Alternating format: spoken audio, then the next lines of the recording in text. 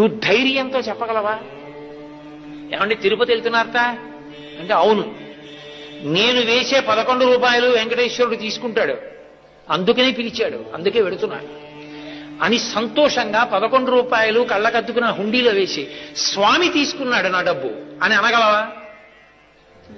అలా అనగలగాలి అంటే అలా బ్రతికి వెళ్ళగలవా?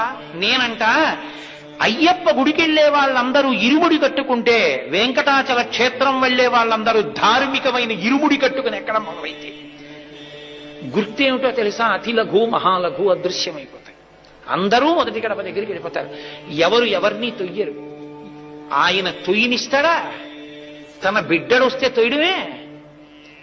అటువంటి స్వాగతం చెప్పి తన పాదాల దగ్గరికి తీసుకుంటాడు. నిజంగా అలా తొయ్యడమే జరిగిందనుకోండి ఆయన ముందు, ఆయన ఆగ్రహాన్ని తట్టుకోగలడా? సాధ్యమే.